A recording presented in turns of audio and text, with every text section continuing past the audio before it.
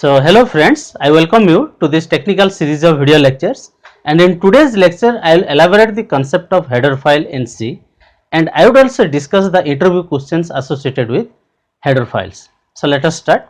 So before going to our questionnaire sessions, first let us know what is header file or what is the purpose of using header files in C program. So header files is a file that contains function declaration and macro definitions for C inbuilt library functions. That is, all C standard library functions are declared in many header files which are saved as file name.h. That is, all the header file will be saved in the extension with extension .h, that is file name.h.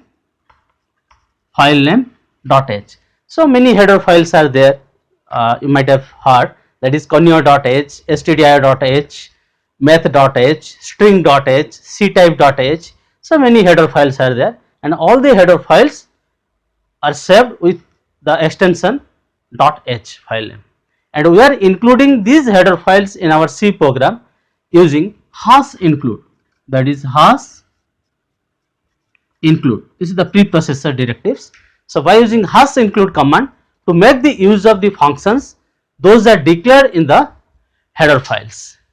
So when we include the header files in our C program using hash include file name.h command, all C code of the header files are included in C program. So now come to this question: is it mandatory to define the header file in a program? So what will be your answer? Your answer will be what? No.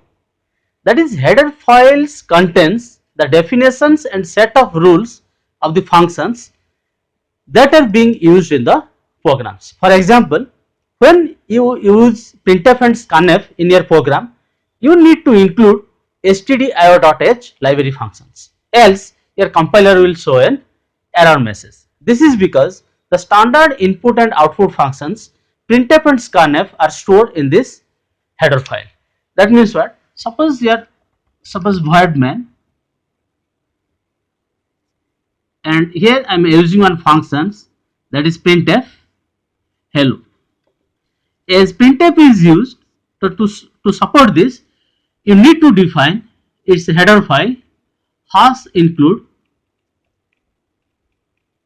stdio.h. So header files are depending on the functions, library functions that are used in the program. Okay, if you are using some other, suppose mathematical function, sqrt function, then you need to define, that is hash include math.h. So header files are not mandatory to define in a program. So let us see the implementation. See, already I have written a very simple program.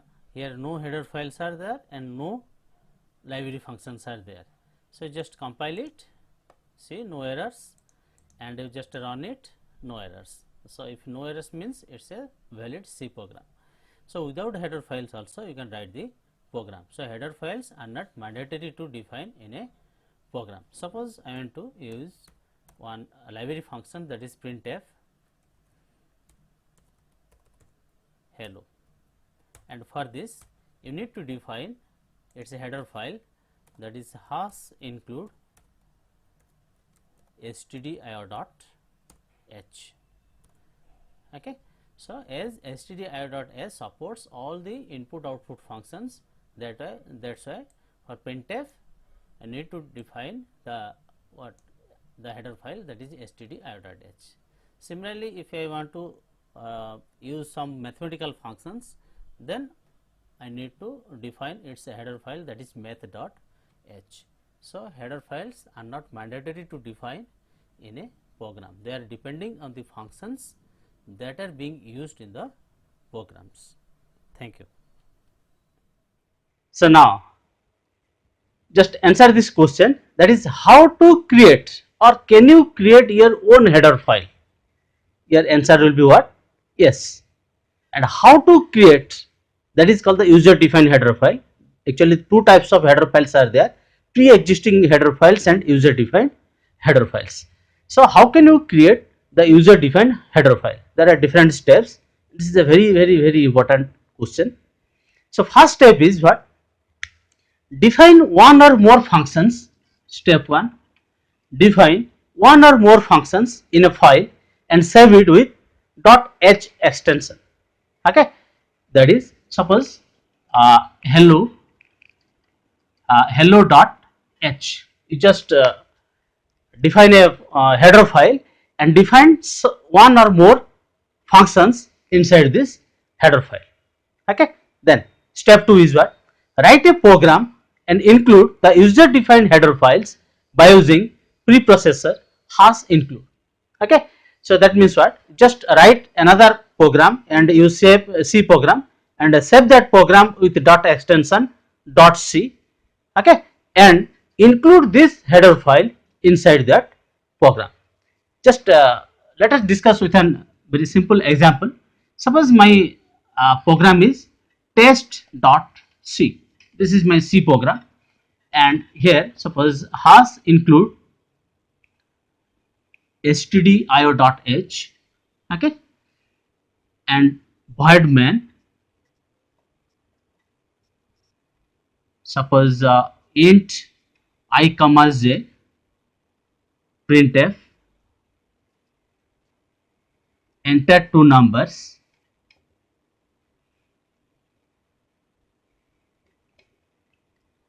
scanf,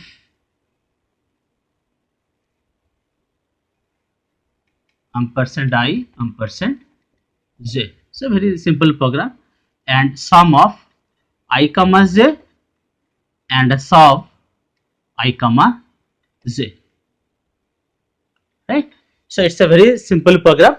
See, for printf and scanf, these two are, as you know, the input output library functions, inbuilt library functions, and to support this function we have already included, that is stdio.h. Okay, and for sum and sub function, you simply define these two functions into a header file, that is hello.h, and you include hello.h here, that is #include. And one thing you remember, the user defined header file must be included within the double quotes, and pre-existing header file must be included either within the angular braces or within the double quotes. Later we will discuss. So #include hello.h, right? So over, and now your task is what? To define hello.h. So how to define hello.h? Simple. You just write a program and you save it in the name of hello.h, and both the test.c and hello.h must be saved in the same folder. That is very important. Okay, both the program and user defined header file must be saved in the same folder, and inside the hello.h you just define these two functions, that is sum int a int b. So here you simply write printf, the sum is %d a plus b. Simple. Similarly, sub int a int b, and here write the subtraction is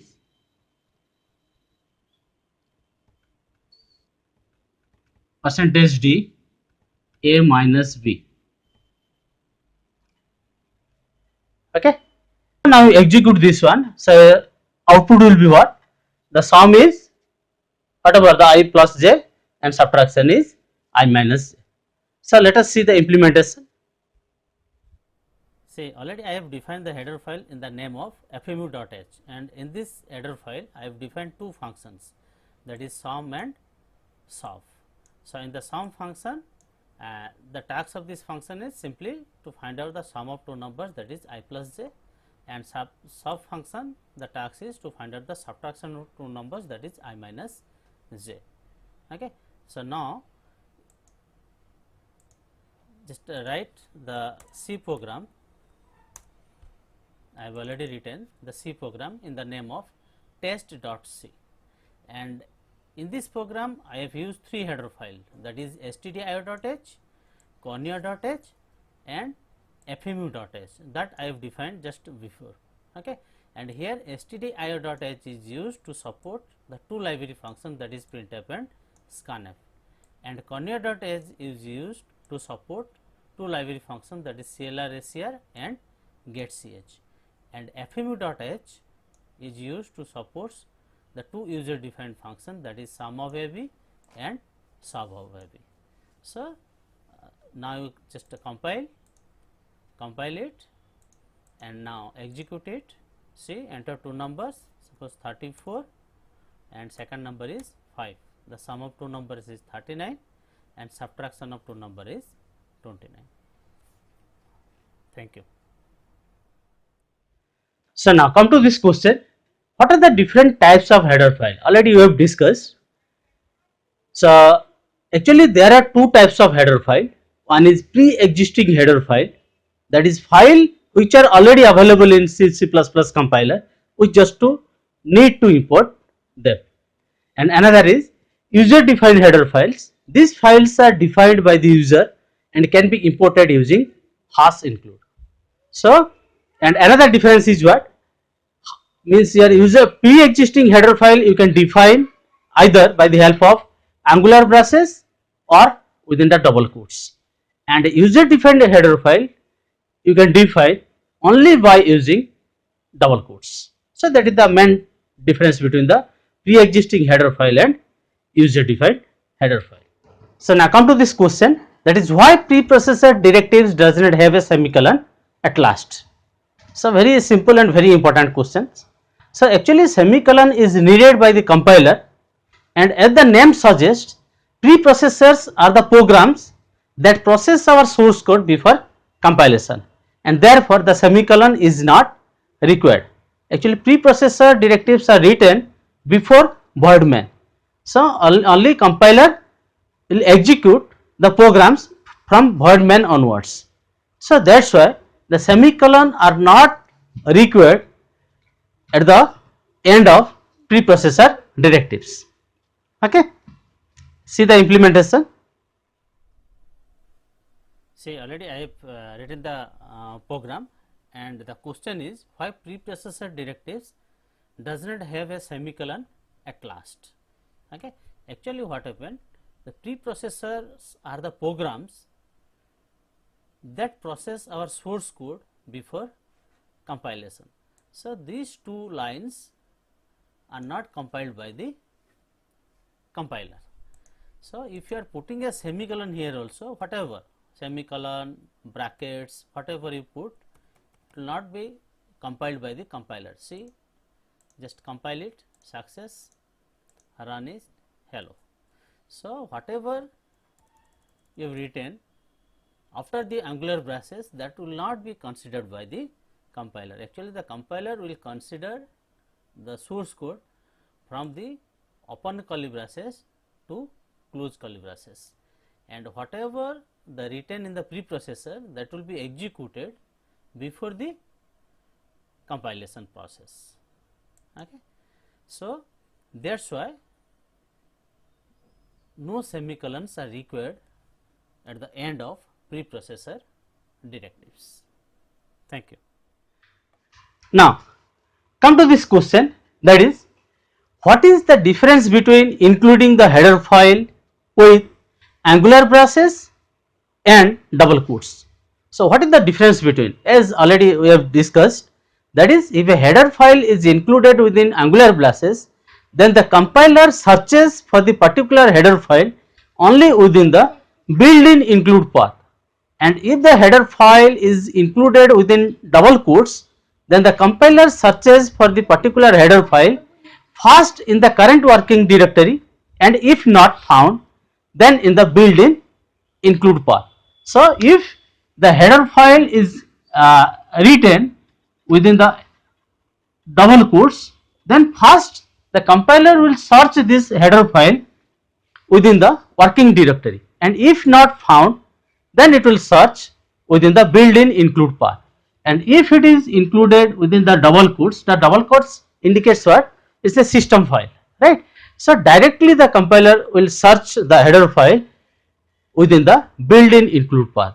So this is a very important and very simple logic behind this, that is within the Angular process and within the double quotes. What is the basic difference? Okay, see. So now come to this question, that is what happens if a header file is included twice? It's a very tricky question. If more than one times you declare the same header file, then what will happen? So actually there will be no error. That is when a preprocessor sees hash include, it replaces the hash include with the contents of the specified header. So by using the hash include, you can prevent a header file from being using included multiple times during the compilation process. So basically, if a header file with proper syntax is included twice, the second one gets automatically ignored. So it will not give any error message. So see the implementation. See, already I have written this program.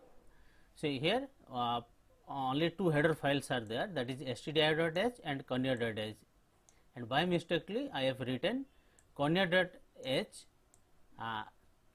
twice. So just compile it, say success, and just run it and see no errors are there. So from this it is clear that if the header file is defined twice by mistakenly, then the second one gets ignored by the compiler. Thank you. So thank you everyone for viewing this video lecture, and I hope you must be getting some more idea about the header files in C. Thank you.